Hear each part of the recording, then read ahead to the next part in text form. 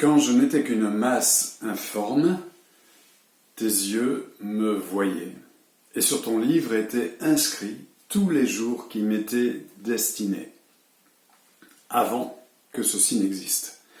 Psaume 139, verset 16. Nous sommes au début du mois de septembre, c'est la période des rentrées. Comment allez-vous ?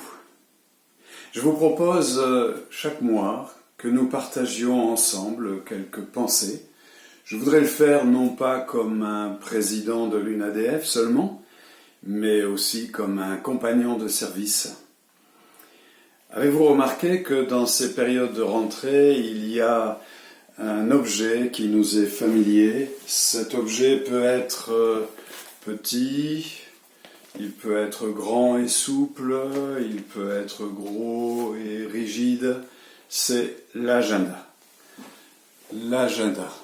Nous avons, nous les pasteurs, une particularité, c'est que nous faisons nos plannings un peu comme nous voulons. Faire un planning, c'est tout un art. Nous allons inscrire les événements de l'Église, les événements régionaux, les événements nationaux, et ça va dessiner notre année. Faire un agenda, c'est tout un art, mais ça peut être aussi un véritable cauchemar.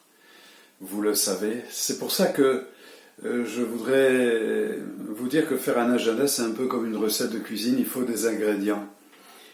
Le premier ingrédient, c'est bien sûr notre relation avec Christ. Elle doit avoir une bonne place dans notre agenda, une place prioritaire. Ce temps que nous passons à lire la Bible, à l'étudier, à l'approfondir, pas seulement dans le but de préparer des messages, mais je ne vous apprends rien. C'est aussi agrandir son socle de connaissances bibliques par la lecture de bons livres, d'études.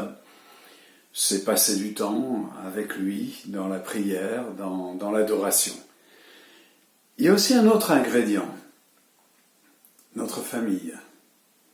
Si nous en avons une, si nous sommes mariés, si nous avons des enfants, ils doivent mériter une bonne place dans notre agenda. Passer du temps avec ses enfants, c'est jamais du temps perdu.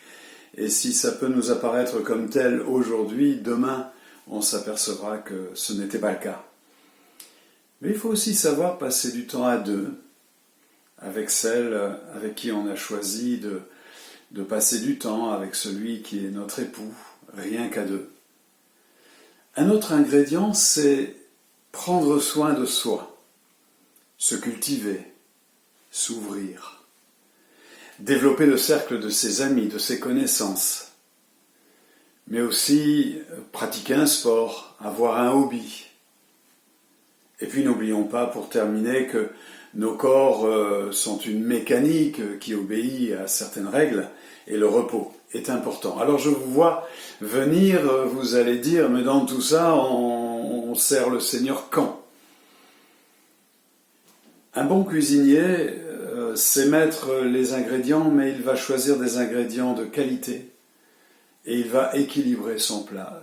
Et tout est dans ce secret-là, l'équilibre et la qualité.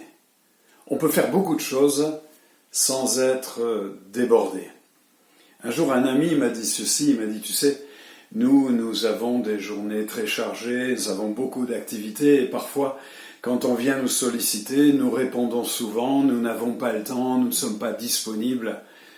Et cet ami m'a dit, un jour je me suis aperçu que c'était un mauvais témoignage. Quand j'ai commencé dans le ministère, je me croyais corvéable à merci. Pourquoi ? Parce que les gens qui étaient en face de moi étaient ceux aussi qui me rémunéraient. Mais ça m'a joué des tours, et j'ai appris à mes dépens.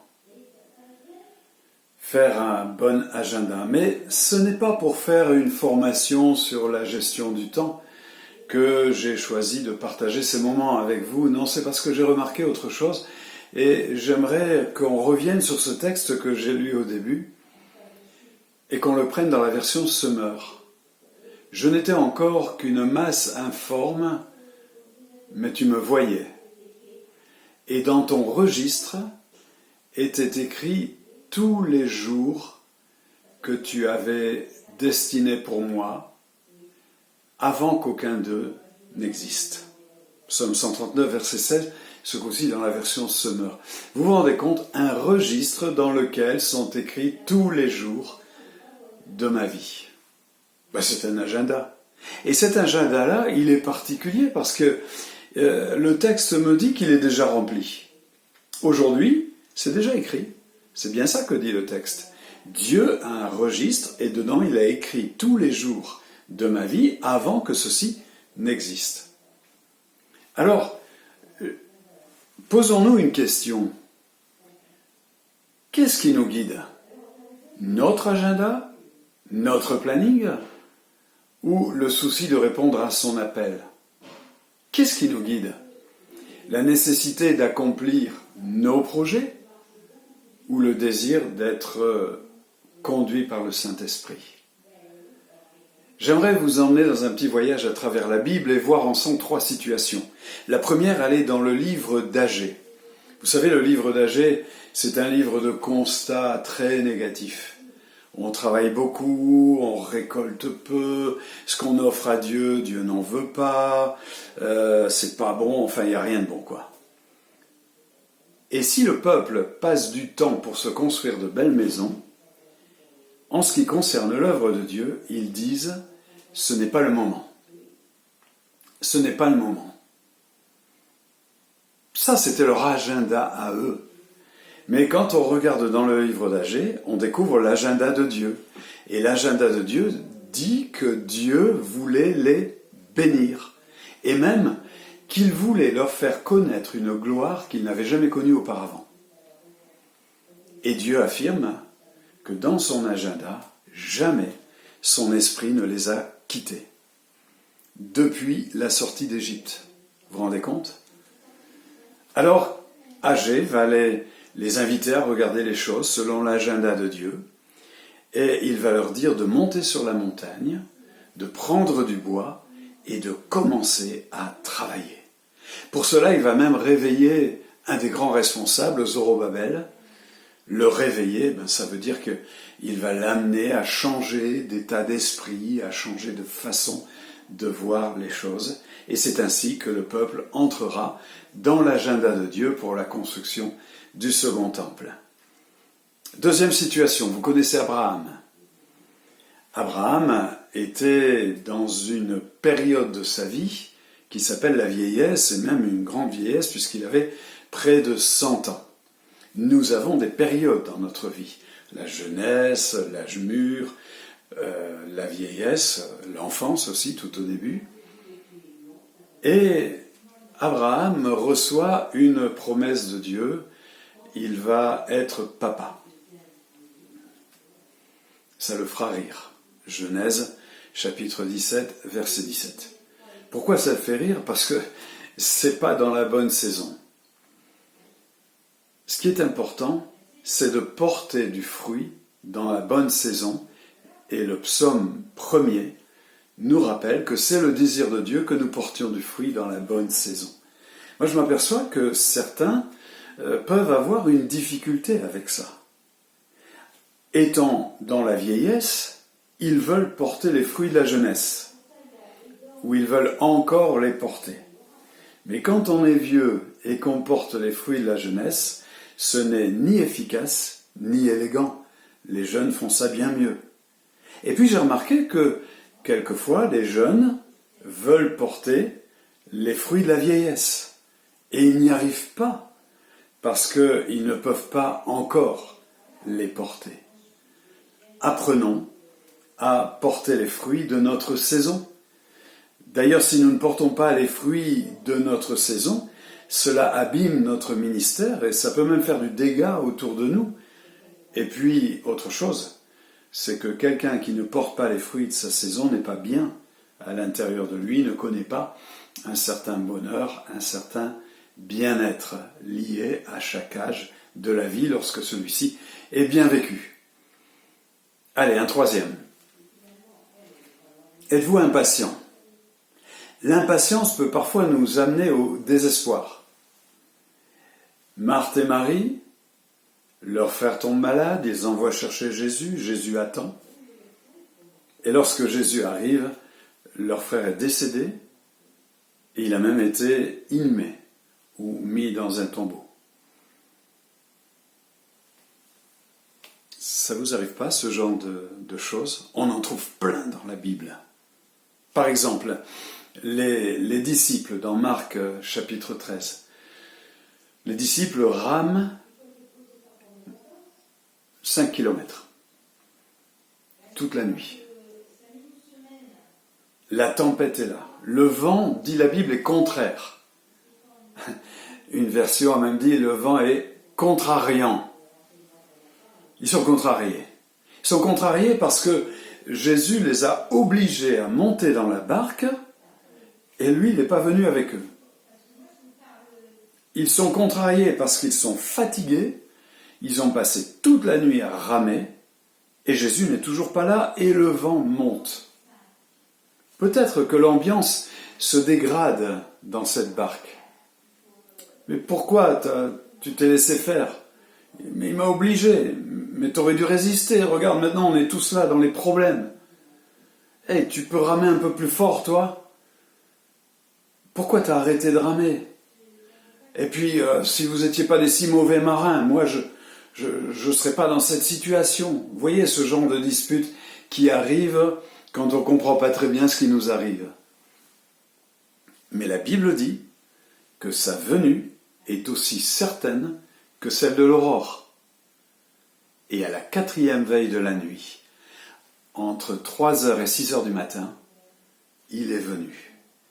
Et il est venu d'une manière spéciale, pour leur montrer que rien ne lui échappe, qu'il contrôle tout, qu'il n'est jamais ni en retard ni en avance, en marchant sur l'eau.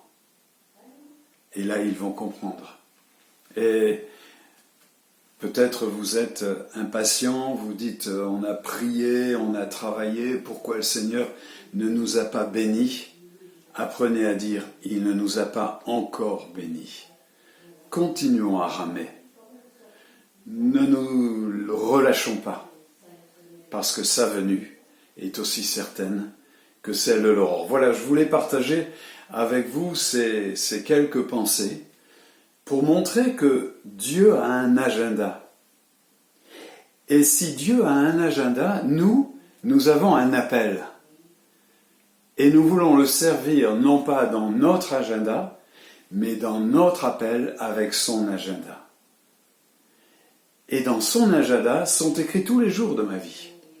Dans son agenda, il y a des choses incroyables qui sont écrites pour ma vie, pour mon ministère, pour mon Église, pour ma région, pour notre mouvement. Parce que le mouvement des Assemblées de Dieu, c'est pas seulement une grosse organisation, c'est pas seulement une structure, une institution. Le mouvement national des Assemblées de Dieu, c'est une Église nationale.